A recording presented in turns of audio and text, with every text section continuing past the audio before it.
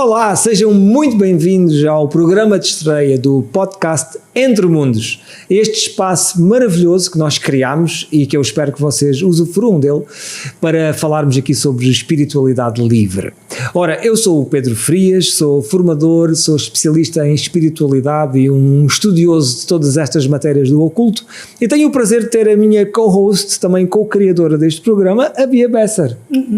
Muito prazer, eu sou a Bia Besser, alquimista da alma e comunicadora espiritual, e a gente está aqui para falar sobre espiritualidade livre, sem dogmas, sem tabus, e abrir espaço para a liberdade de ser e de sentir. Bia, realmente a espiritualidade livre não é algo simples de explicar, não é? Porque podíamos dizer que é livre porque é fora das religiões? Sim, eu queria saber, assim, para começar, o que é espiritualidade livre para você?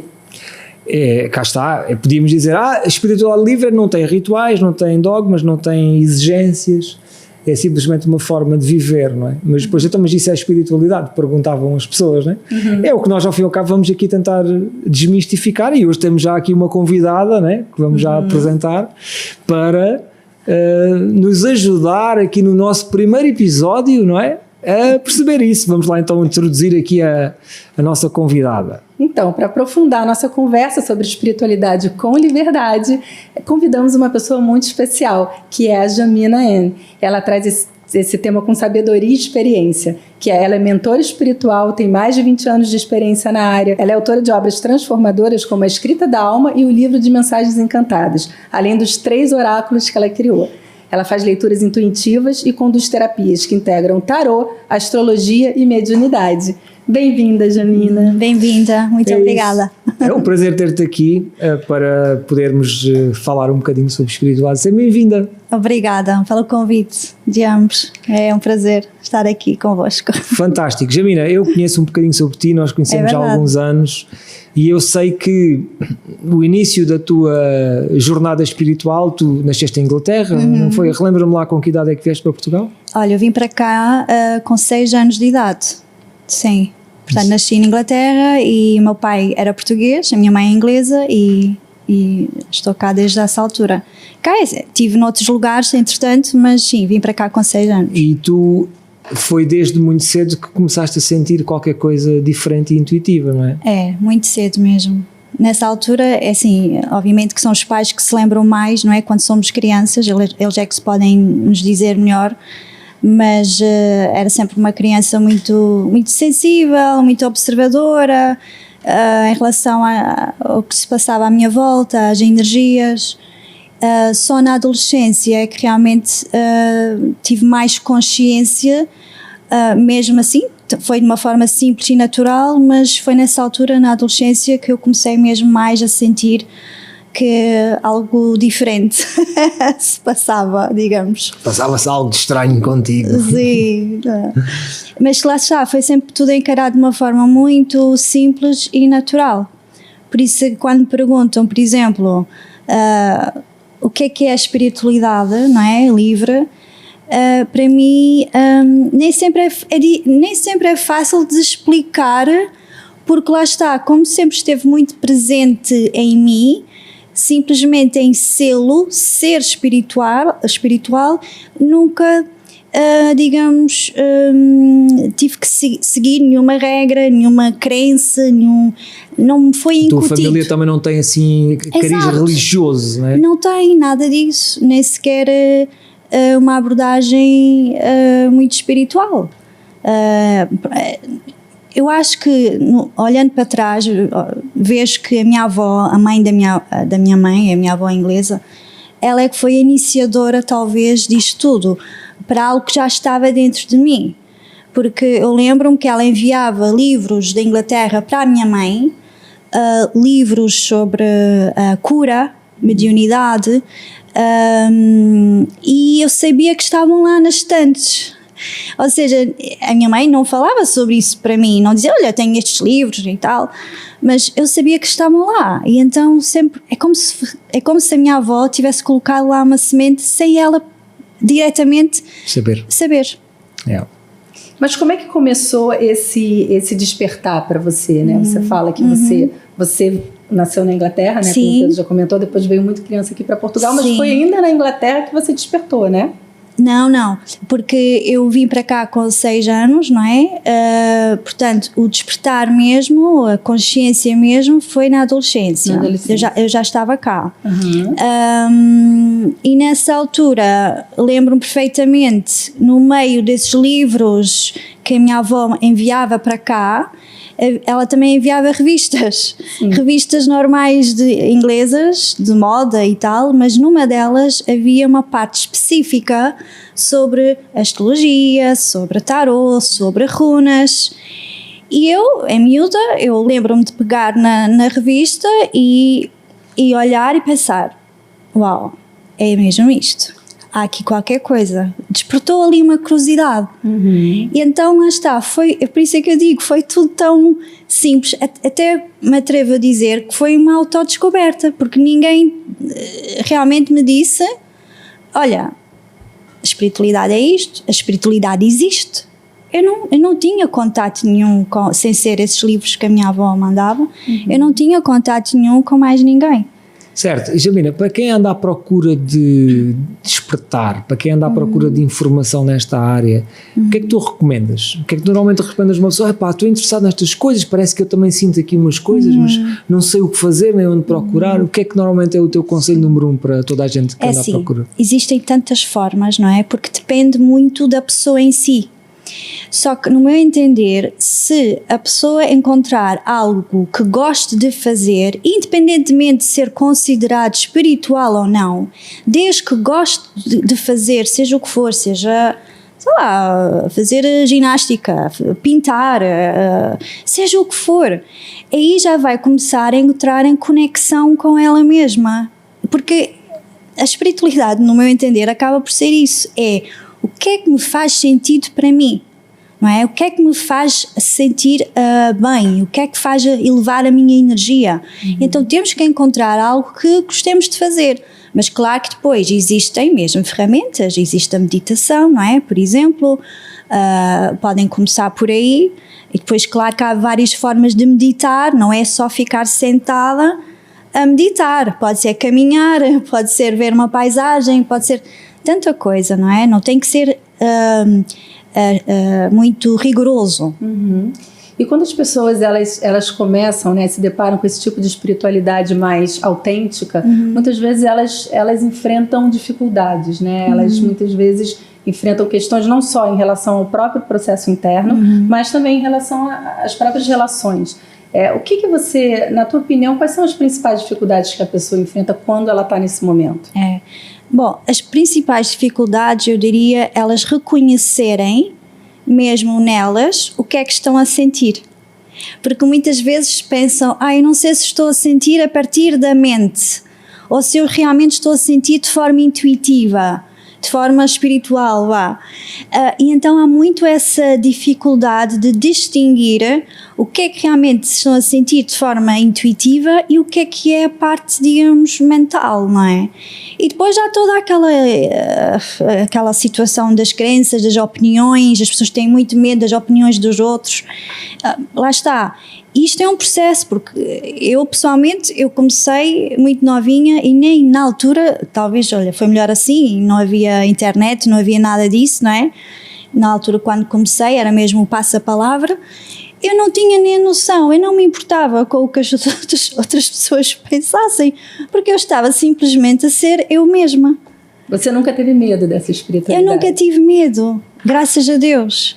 Claro que houve episódios que tive algum receio, isto é, na parte do despertar. Sim. Porque houve episódios que, quando tu estás a descobrir e quando ainda não estás a 100%, digamos, de certa forma, em controlo daquilo que tu estás a captar, para uma adolescente ou uma criança, isso provoca algum receio, não é? Estou-me a lembrar de um episódio, por exemplo, lembro-me perfeitamente, era novinha e fui com os meus pais, íamos para o campo almoçar num restaurante e lembro-me perfeitamente de sentir, eu não quero ir para aquele restaurante, eu não quero ir. Só que eles, pronto, não ligaram, não é? E lá fomos, eu durante todo o almoço senti algo nas minhas costas.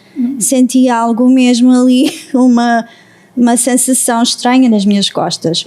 E depois acabamos por ir embora, e no carro para casa ainda continuei a sentir, até que eu e a minha mãe, na altura, ela também tinha e tem essa consciência, pronto, do que é que se passava, não é?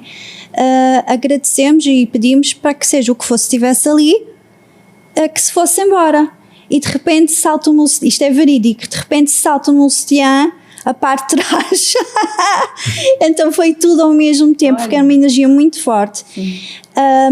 Isto para dizer que por vezes, durante o processo, existem situações que não compreendemos ou que podem provocar alguma insegurança. Com segundas intenções. Era segundas intenções.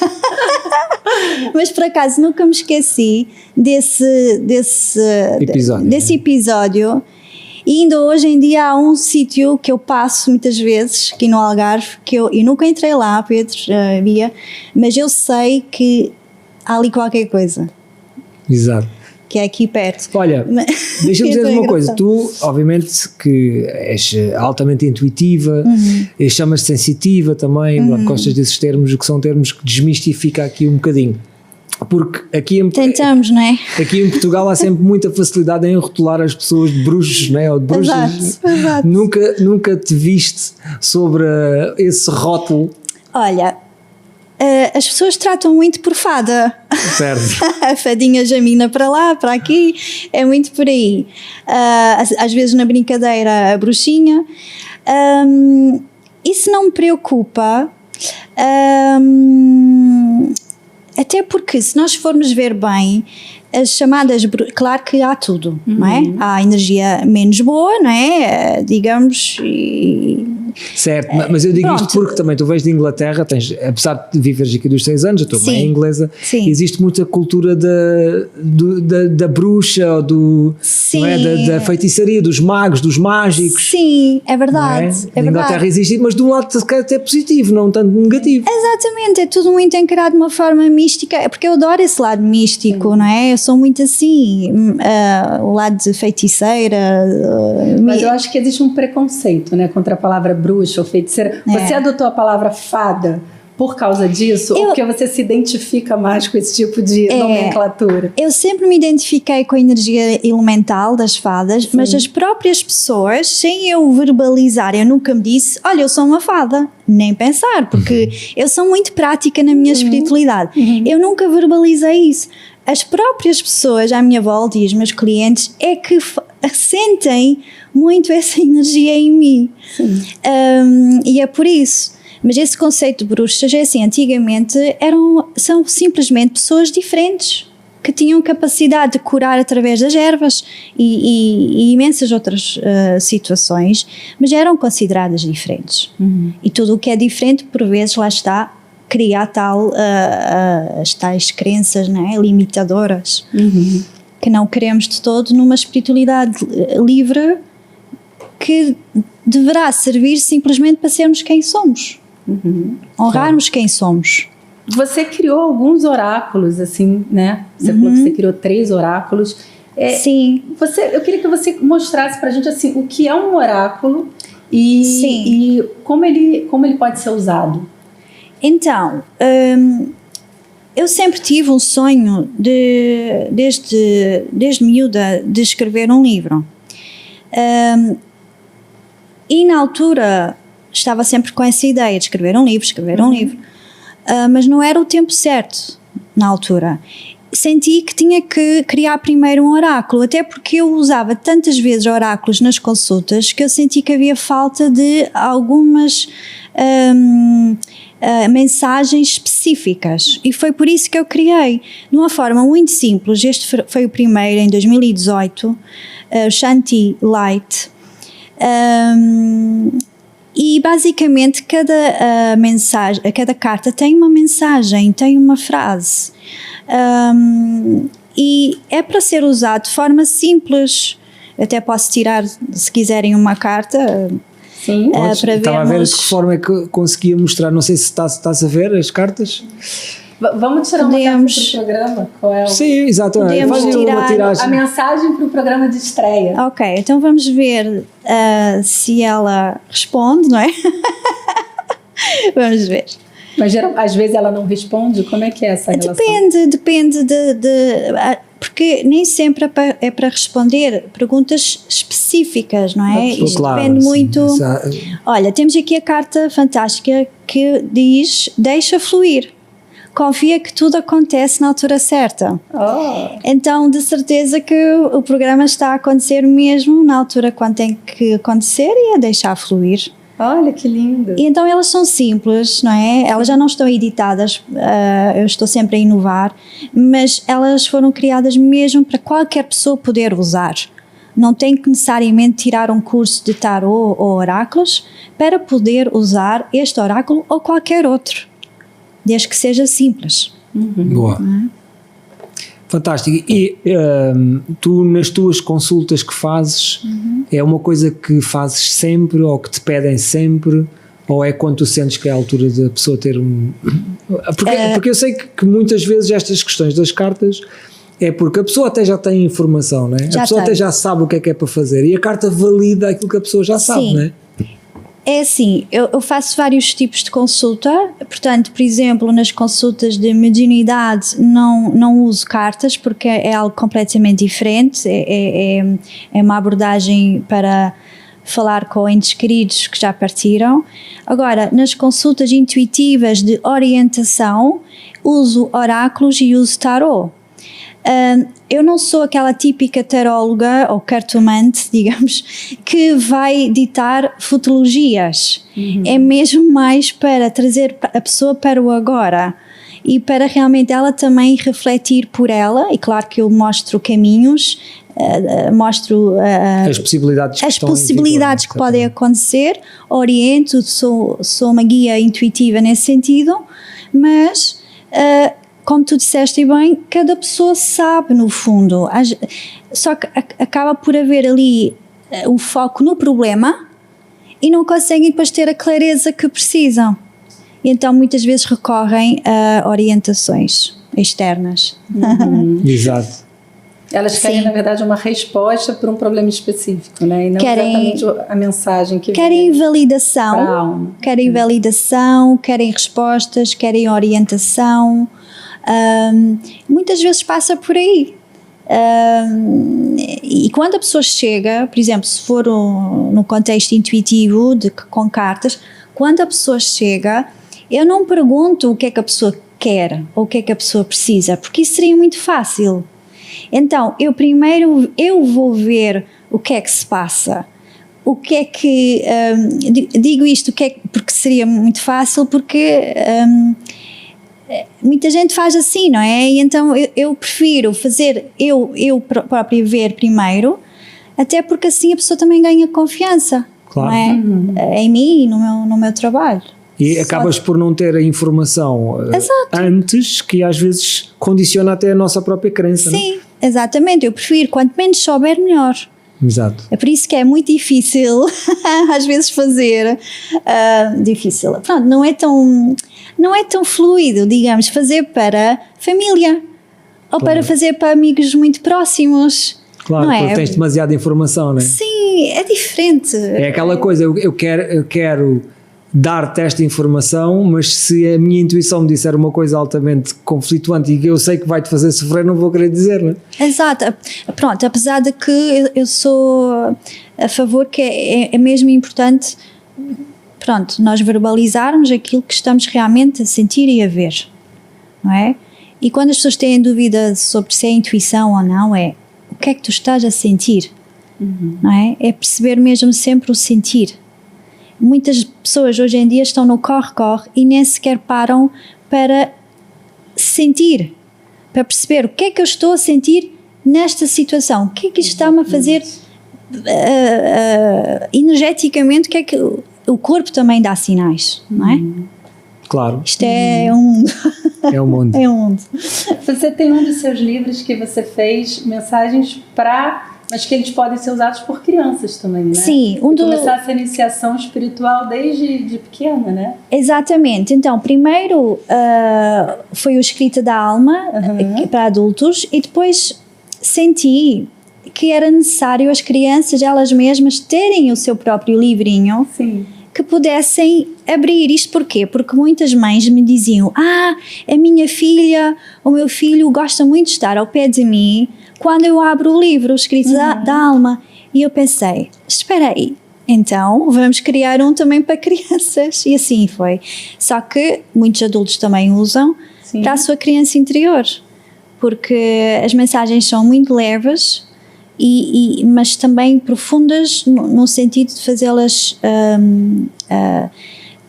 lá está, sentir mais uma vez, e também como um elo de ligação, de comunicação com os pais, para abrir conversa, para os pais poderem, por exemplo, perguntar: tu estás-te a sentir assim? Ou algo aqui que tu queiras falar? Pronto, isto ajuda a abrir a conversa. E você falou que ele tem ilustração, não é isso? Nesse livro? Temos ilustrações lindíssimas aqui que foram criadas pela ilustradora Joana Soares. Mas ele tem uma atividade para a criança fazer. Tem. Isso? E você acha que essas atividades, elas abrem espaço para despertar ainda mais a espiritualidade?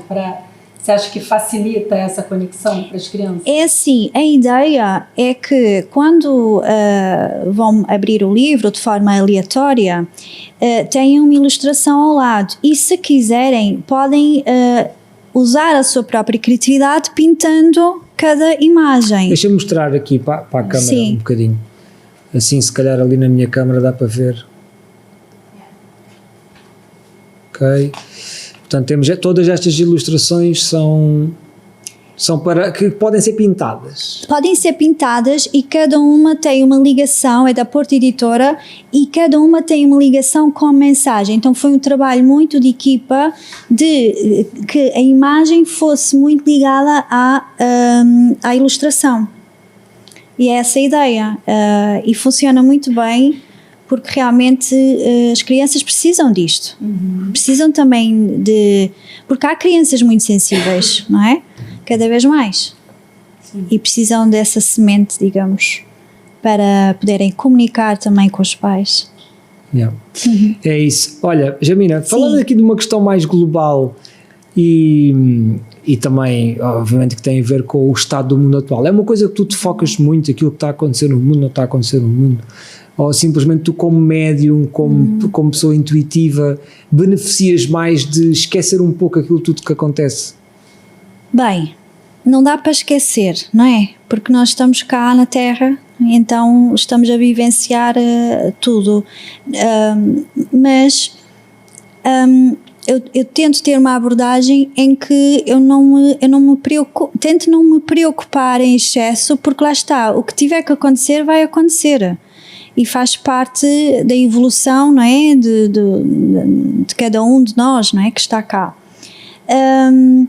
Mas a minha mediunidade específica nunca foi no sentido de, por exemplo, canalizações, não é um termo que eu uso muito, mas pronto, só para conseguir simplificar a conversa, não é muito canalizações sobre o mundo, entendem? É mais sobre ajudar de forma individual cada pessoa no seu próprio conforto, e quando perdem um ente querido, e trazer validações específicas para a pessoa realmente reconhecer que é mesmo essa pessoa, essa alma, essa energia que está com elas.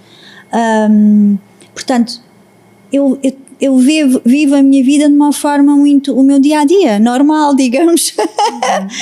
Apesar de, claro que isto nos dá uma maior consciência, não é? E responsabilidade, e também, de certa forma, uma calma, não é? Do que, olha, o que tiver que ser e fazemos cada um fazer a sua parte.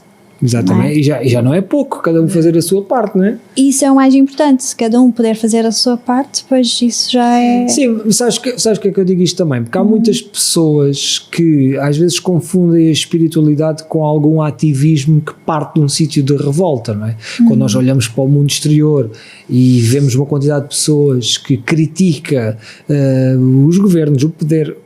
E se nós entendermos que isto é tudo criado por nós também somos participantes de tudo aquilo que nós achamos que está certo ou que está errado. E eu tenho um bocado de dificuldade às vezes de conseguir explicar às outras pessoas que o governo é criado por nós, o mundo é criado por nós, ou seja, é a energia que nós metemos também nas coisas. Portanto, no dia que a energia a nível global mudar, também muda tudo no mundo, não é? Então nós devemos concentrar-nos no quê, na tua opinião? Onde é que deve ser o foco da pessoa espiritual? Lá está, como tu dizes e bem, é um reflexo, não é? Portanto, o que está a acontecer à nossa volta acaba por ser um reflexo, não é? Agora, mais uma vez, o que é que nós podemos fazer no nosso dia-a-dia, porque digamos que a espiritualidade, na prática, deve ser vivida ou na família, ou com os colegas de trabalho, nos desafios do dia-a-dia. Começa por aí, sabes? Começa por tu estares bem, tentares conseguir estar bem, fazendo coisas por ti, para sentires a tua energia a elevar-se, porque se cada pessoa conseguir fazer com que a sua energia se eleve, não é? No sentido de bem-estar, eu acho que isso vai trazer ali uma onda, digamos, gigante de positivismo. E atenção, não estou a dizer que é tudo positivo, como é óbvio, não é? Eu não sou daquelas pessoas que também há muito aquela ideia, não é? Que como vocês sabem, não sei o quê, como é que é? Positivismo é tóxico, demasiado, se for tudo positivo, não se trata disso. Eu então sou muito terra a terra, mas é dentro do possível cuidarmos de nós, do nosso corpo, da nossa alma, da nossa mente. Sim. E quando você olha em volta hoje, você acha que as pessoas estão despertas? Que a nossa sociedade está desperta? Ou você acredita que ainda falta muito para chegar lá? Olha, se falta muito ou pouco, não sei, não é? Não tenho essa resposta. Agora, claro que eu vejo que cada vez mais as pessoas têm esse interesse de despertar. E quem diz que não tem curiosidade. Eu vejo cada vez mais pessoas com curiosidade. Olha, eu não sei se acredito, dizem, eu não sei se acredito ou não, mas tenho curiosidade. E isso já é uma semente que ajuda realmente a trazer. Sabes que há uma coisa que eu costumo dizer que é: ninguém que tenha despertado voltou para trás. Exatamente. Portanto, cada vez há mais pessoas a despertar. A partir do momento que tu sabes que és eterno, que existe vida depois da morte, que estás mais consciente para isso, já não voltas para trás. Exatamente. E, portanto, pouco significa o que os outros pensam. É verdade. Se bem que também já tenho encarado, algumas pessoas já têm dito que, imagina, tem um percurso espiritual e depois, em dada altura, parece que se sentem tudo... parado, estagnado, ou começam a duvidar, mas isto se calhar não é bem assim como eu estou a pensar, ou pessoas começam a parar de acreditar em Deus, ou em anjos, ou seja o que for. Há momentos de crise, por vezes, mesmo no despertar espiritual, não é?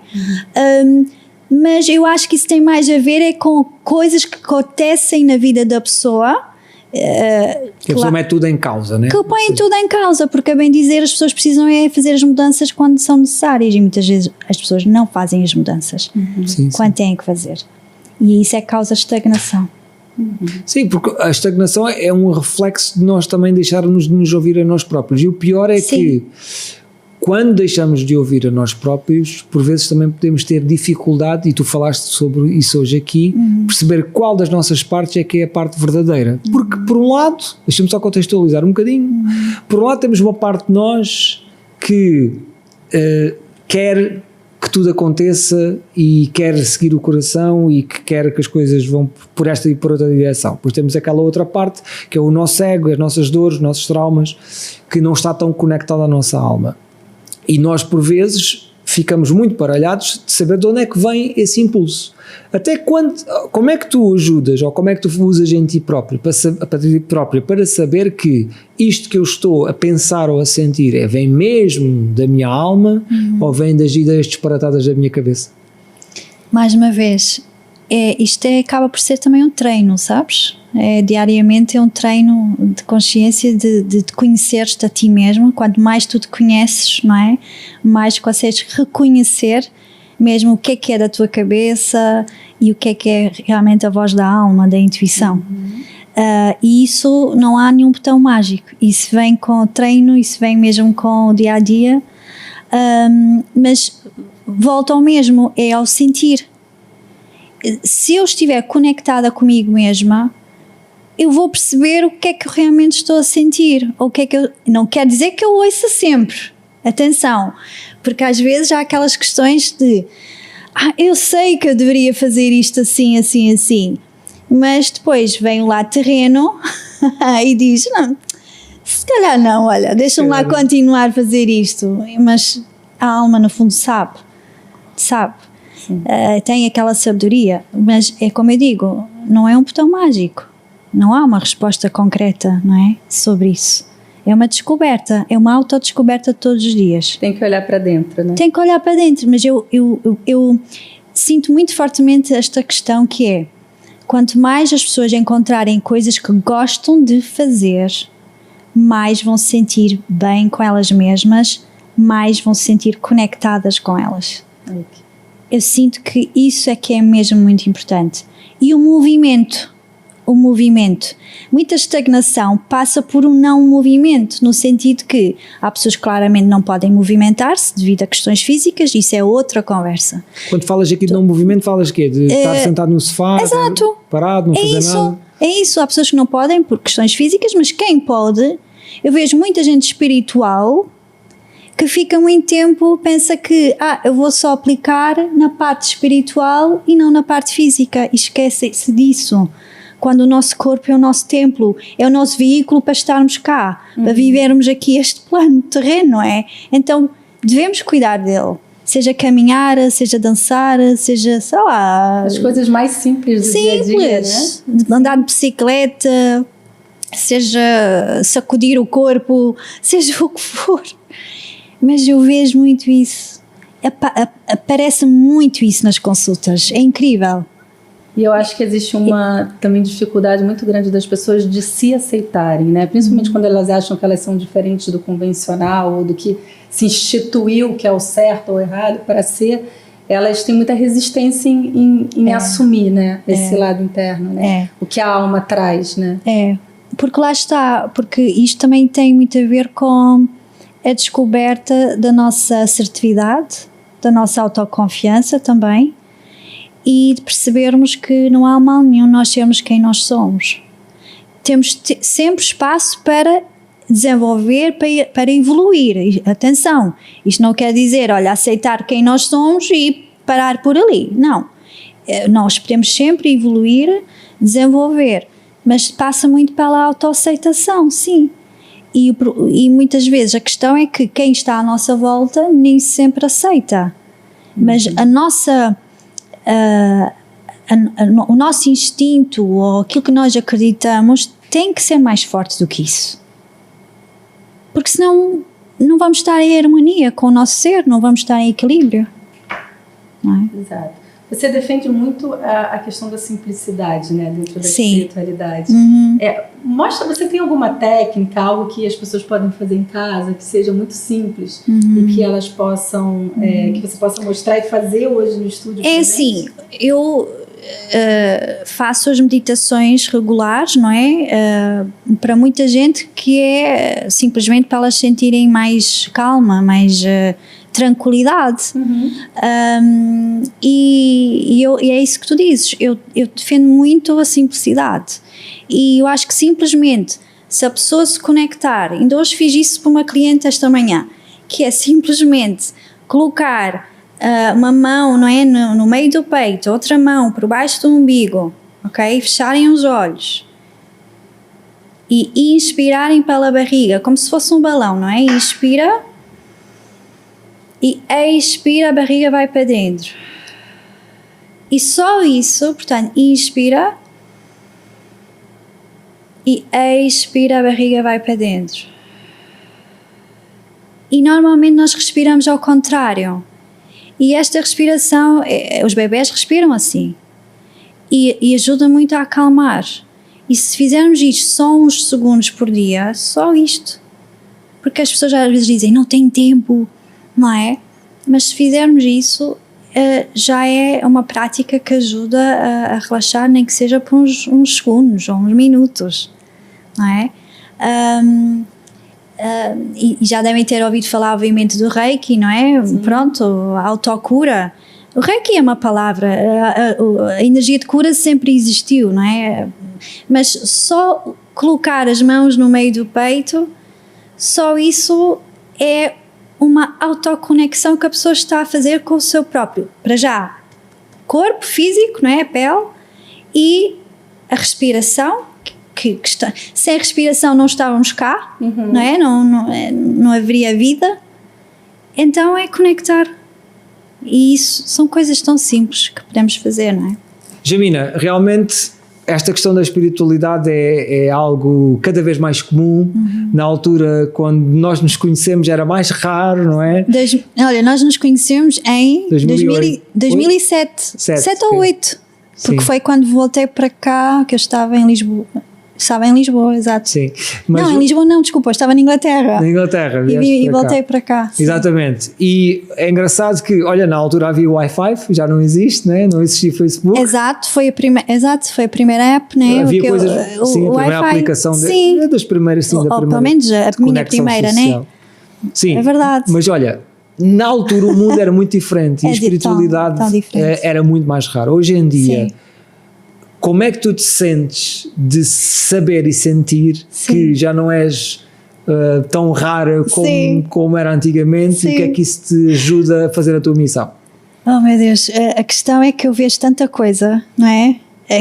Lá está, como disseste, quando nós começamos, quando nós nos conhecemos na altura, é que eu não havia mesmo nada, cá em Portimão não havia praticamente nada. Era mesmo algo nosso, digamos, interno, com algumas influências, não é? Inspirações externas, mas pronto.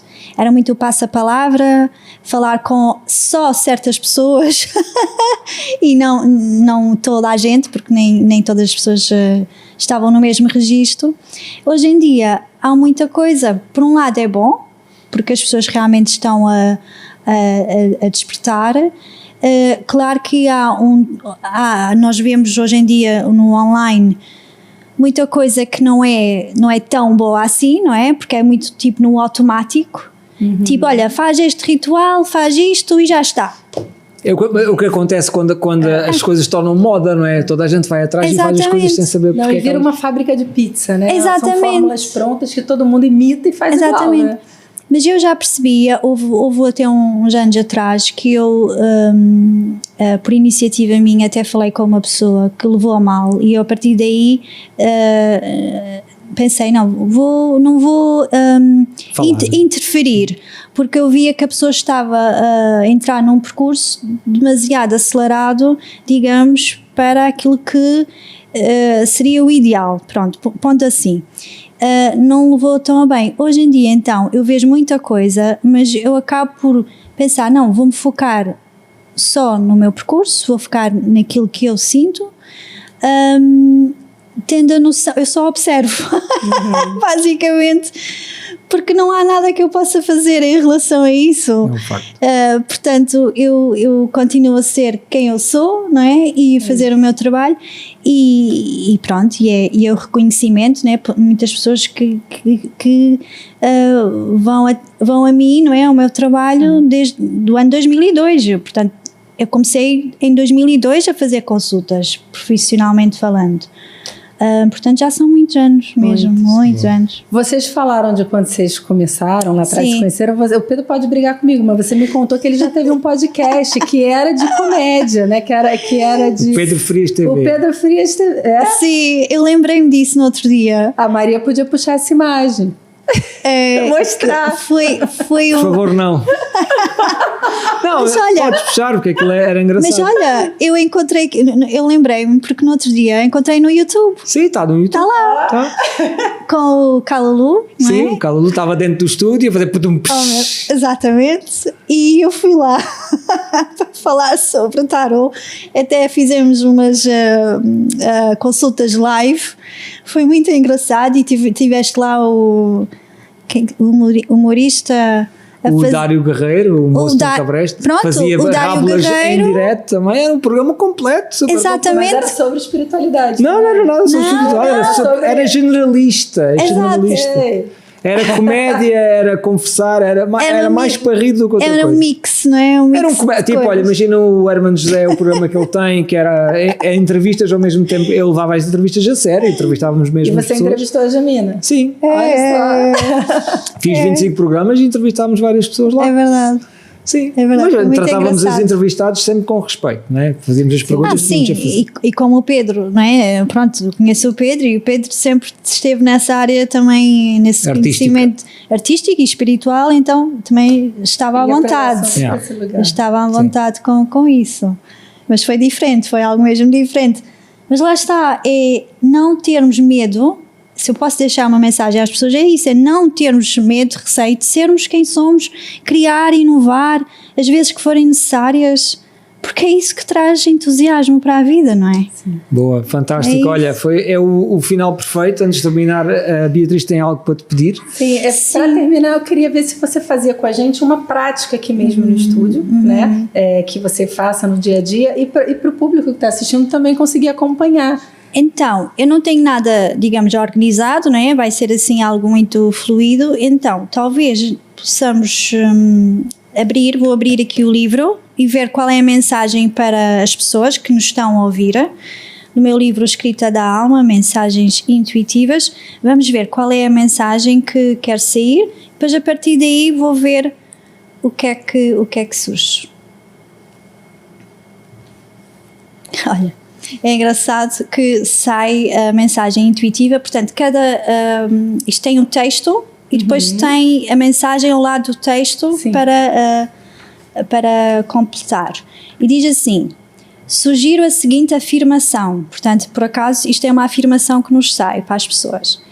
Eu fortaleço a minha estabilidade e segurança, sinto profundamente as raízes de amor a nascerem e a crescerem em mim e na fluidez divina terrena. Portanto, isto tem a ver com o chakra da raiz. Portanto, eu, neste sentido, como se a afirmação, se as pessoas lá em casa puderem verbalizar ou escrever, não é? E repetirem isto quando sentirem, portanto não é aqui nenhuma regra, mas... E atenção, a afirmação só serve quando nos faz sentido, porque se não nos fizer sentido também não vale a pena. Então, para quem nos estiver a ver, se fizer-vos sentido, se quiserem fortalecer o chakra da raiz, que é o quê? É a energia da estabilidade que todos precisamos, estabilidade interna e externa, a nossa segurança, as nossas raízes, a nossa autossuficiência. Se quiserem sentir essa força, é afirmar esta afirmação, que é: eu fortaleço a minha estabilidade e segurança, sinto profundamente as raízes de amor a nascerem e a crescerem em mim na fluidez divina terrena. E inspirarem e expirarem. E é só isso. Porque lá está, é mesmo simplificar. É? Às vezes o mais simples é o simplificar. O melhor. É o que você falou desde o início, está na simplicidade. Exatamente, né? Tal e qual. Boa. Jamina, queremos agradecer imenso ter estado aqui no nosso podcast. Eu adorei, muito obrigada mesmo, foi muito bom. Obrigada. É uma honra ter-te aqui e despedir-nos e dizer a todas as pessoas, Beatriz. Pronto, é você. Sou eu. Sou eu. Então bora lá. Quero agradecer a todas as pessoas em meu nome da Beatriz, em nome de toda a minha equipa. Agradecer à convidada Jamina pela imensa energia e conhecimento que nos trouxeste e dizer que sigam-nos para que todas as semanas possam também ver os convidados que nós vamos trazer a partir de agora. Obrigado. Se vocês quiserem. Força. Diz qualquer coisa também. Termina tu também. Se vocês quiserem seguir a gente ou enviar qualquer sugestão, né, ou sugestões de temas, a gente está super aberta a receber. Tá? E foi muito obrigada. Na próxima semana, como o Pedro já falou, a gente está aqui domingo, às 22 horas, com mais um assunto, com mais uma viagem entre mundos. Continua conosco nesta viagem multidimensional. Porque aqui a espiritualidade não tem fronteiras.